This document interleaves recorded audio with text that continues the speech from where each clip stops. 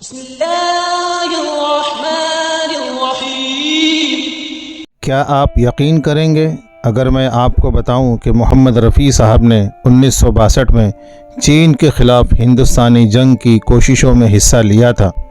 مگر یہ سچ ہے، عام عقیدے کے برخلاف جنگیں اکیلے فوجیں نہیں لڑتی ہیں بلکہ پوری قوم جنگیں لڑتی ہیں۔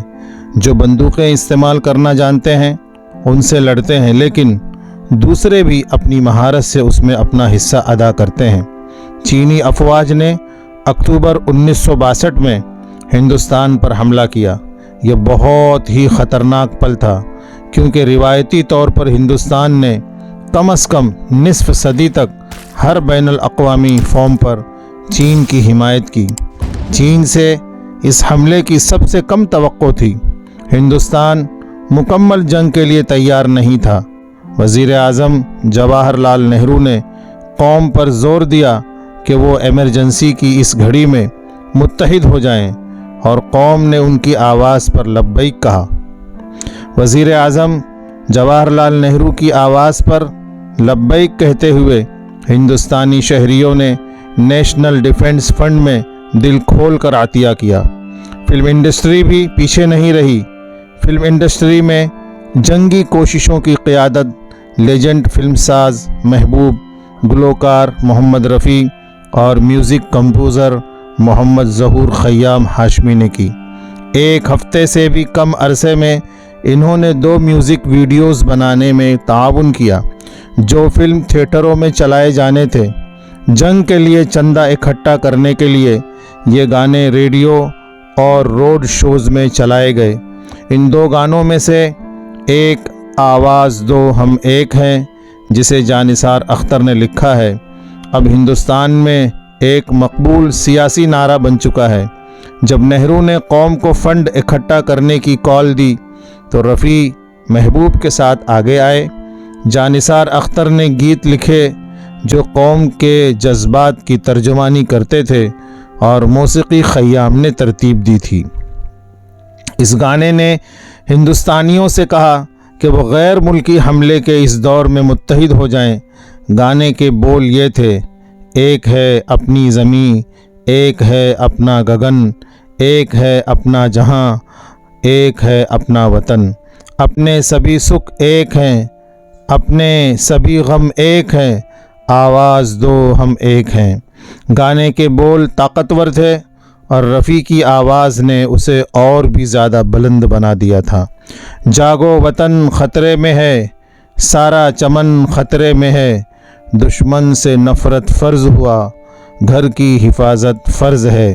ان اشعار نے لاکھوں ہندوستانیوں میں حب الوطنی کے جذبات کو ابھارا۔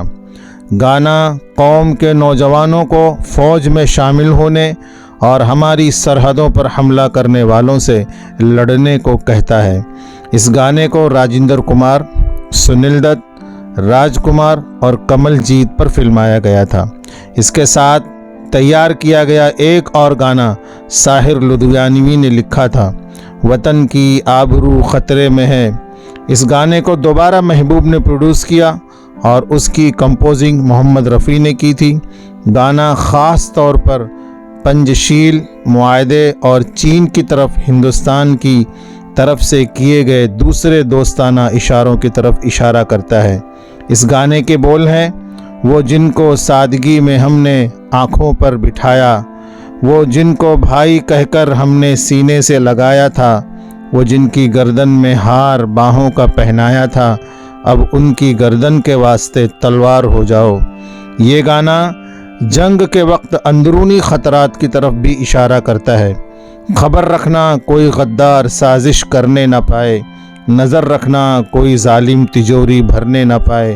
محبوب کی طرف سے تیار کردہ ایک ویڈیو میں اس گانے کو دلیپ کمار، راجندر کمار، راج ببر اور کمل جیت پر فلمایا گیا تھا۔ اسپیکر والی لاریاں یہ گانے بجاتی پھرتی تھیں اور لوگ دل کھول کر چندہ دیتے تھے۔ کہا جاتا ہے کہ ایک بار جب شمی کپور اور گیتا بالی کے گھر پہنچے اور انہوں نے یہ گانے سنے تو گیتا زار و قطار رونے لگیں۔ وہ اپنے گھر کے اندر پہنچی اور شمی سے کہا کہ اسے قوم کے لیے کچھ کرنے کی ضرورت ہے۔ گیتا نے اپنے تمام زیورات، یہاں تک کہ وہ جو انہوں نے پہن رکھے تھے، اپنے ساتھ لے گئیں اور فنڈز جمع کرنے والوں کو دے دیا۔ ذرا تصور کریں کہ ان گانوں کا ہندوستانیوں پر کیا اثر ہوا ہے۔ رفیع نے محسوس کیا کہ ممبئی کی حفاظت میں گانا ان کے قومی فرض کی توہین ہے۔ انہوں نے دلیپ کمار سے بات کی اور وزیر اعظم جواہر لال نہرو پر زور دیا کہ وہ انہیں سرحد پر بھیج دیں۔ وہ وہاں کیا کریں گے؟ رفیع نے محسوس کیا کہ ان کے گانے ہندوستانی فوجیوں کے حوصلے بلند کر سکتے ہیں، اور دلیپ کمار کی موجودگی انہیں یقین دلائے گی کہ پوری قوم ان کے پیچھے کھڑی ہے۔ کام خطرناک تھا۔ جنگی محاذ پر فنکار غیر معمولی تھے۔ شدید سردی میں رفیع اور دلیپ جنگی محاذ پر پہنچ گئے۔ انہوں نے گانے گائے، فوجیوں کے ساتھ بات چیت کی اور ان کا حوصلہ بڑھایا۔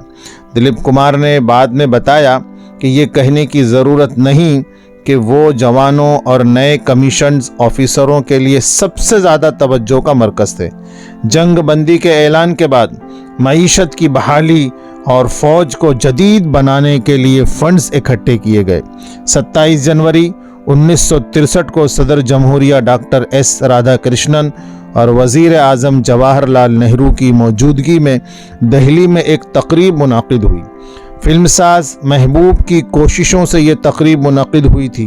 اس تقریب کو اکثر لتا منگیشکر کے گائے ہوئے اے میرے وطن کے لوگوں کے لیے یاد کیا جاتا ہے، لیکن رفیع واحد گلوکار تھے جنہوں نے اس تقریب میں 2 گانے گائے تھے۔ ایک شکیل بدایونی نے لکھا تھا اور نوشاد نے کمپوز کیا تھا۔ اس کے بول تھے اپنی آزادی کو ہم ہرگز مٹا سکتے نہیں، جسے بعد میں فلم لیڈر میں فلمایا گیا، اور دوسرا کر چلے ہم فدا جان و تن ساتھیوں تھا۔ اس گانے کو کیف اعظمی نے لکھا تھا اور مدن موہن نے کمپوز کیا تھا، جسے بعد میں حقیقت نامی فلم میں فلمایا گیا۔ حقیقت یہ ہے کہ محمد رفیع خود فوجیوں کے حوصلے بڑھانے کے لیے جنگی محاذ پر تھے۔ انہوں نے چند روز قیام کیا اور فوج کے فنڈز جمع کرنے میں اہم کردار ادا کیا۔ ان کی قوم پرستی کا یہ منہ بولتا ثبوت ہے۔